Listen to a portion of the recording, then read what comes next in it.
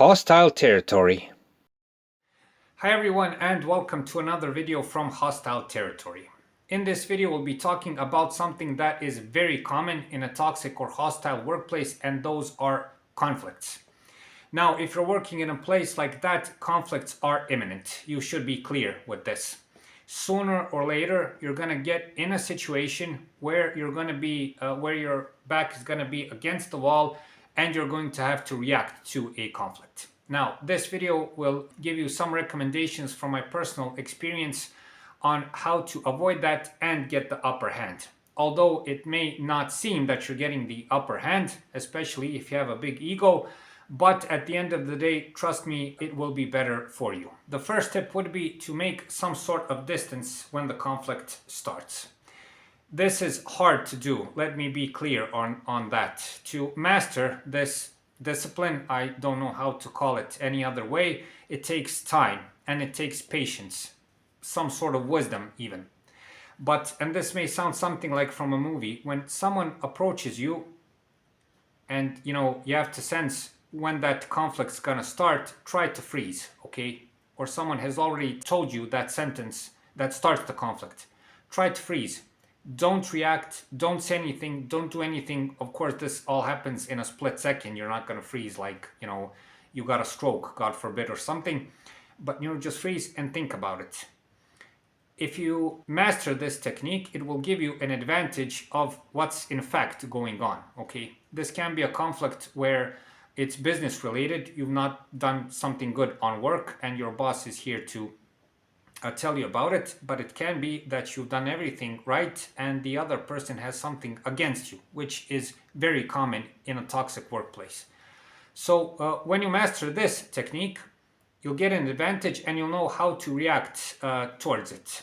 What to say, what to do next, and again, how to get the upper hand of it. So just, don't react at the first thing the other person says. Okay, just stop, think about it for a brief moment, and then try to do the next step, which is to keep calm. Now, this is even more important. The force field for you in this situation is to keep a calm and cool stance, whatever the case is, apart from physical attack. That's a whole nother story. But if someone is evil towards you, toxic, and they want to, they just want to get in your face and tell, just keep calm, keep a cool stance, and just let them talk. Let them spill all the poison that they have towards you. Once more, this will give you a second advantage where you will, if you didn't conclude in the first part, okay, where you froze the situation and thought about it, that person will exactly tell you what their intentions are and what is the point of all of those perhaps insults and what is the point of the conflict. This will again give you a big advantage of what you're supposed to do and, more importantly, how you're supposed to react. Next, watch what you're doing after all of this. So it's up to your reaction now. You already know what that person wants. You already know why he or she reacts that way. So you have the cards in your hands. Now, the key thing is to watch what you are doing, okay? If you react at the same level of violence or same level of yelling, or I don't know how to call it, you're also toxic or poisonous, it's not going to solve anything. You're going to get into a bad quarrel or some sort of fight, I don't know how to call it, and it's not going to solve anything, okay? Remember this also, if you get into that place, you're in a place where you are outnumbered. You're in a toxic workplace, and if the people you're working with, like it was in my case, if they support each other, you're finished, okay? You can lose your job, you can get a lower paycheck, it can all come to that, okay? Remember that also when you're making a decision. The best way to react to this is to just say, okay, that's fine. Okay, have a cool stance and say, is that the problem? Okay, how can we solve the problem? That is like pouring a big bucket of ice cold water on that person. Because remember this, toxic and hostile people do not want any kind of solution. If they had the solution, you for one, would not be in that place you are. What they want is to spill their toxicity onto other people for some reason. Maybe they want help, who cares, at the end of the day. They want to fight with you. They want to show you that they're the head honcho, that they are the wise one, and all of that.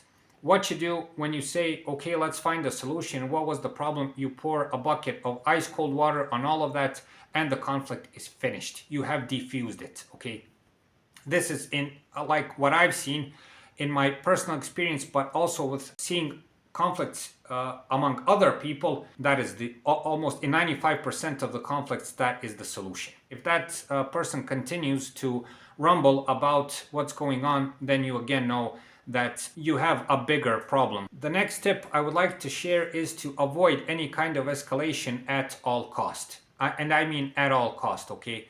Again, if you have a big ego and you don't take people stepping on you very well, who does? But if you can't control yourself, this will be very hard, okay? Toxic people have this very good ability to pull the worst out of you. And remember this, lots of toxic and hostile people want to get the worst out of you so they can perhaps use that against you later, okay? Don't worry that there won't be any phones recording around it, and so that they can go perhaps to the management and say, look what kind of person that is, in fact.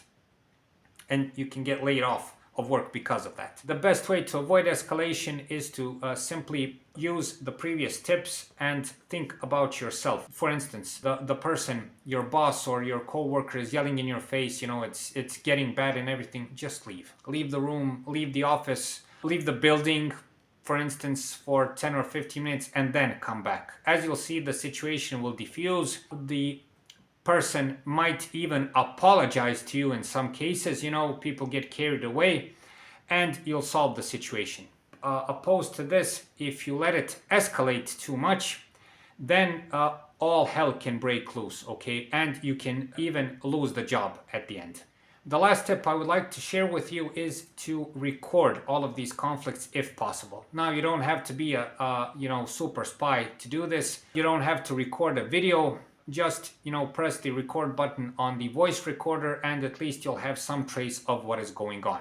Do this especially if the conflicts are repeated numerous times, because then if you react properly and that person attacks you numerous times for no apparent reason, then you probably have a case for something which you can maybe use later, who knows. For the end of this video, one more piece of advice. Do not be afraid of conflicts. When there's a conflict, try to get to a place where the conflict does not bother you, does not touch you in any way. This will take time and effort to get to that nirvana place.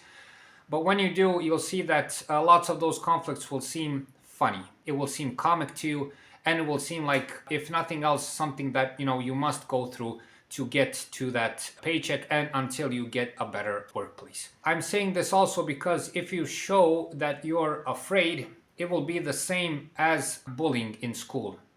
Bullies, as you know, maybe, if you don't stop them on time, they will continue to molest you on and on and on, and it will never end.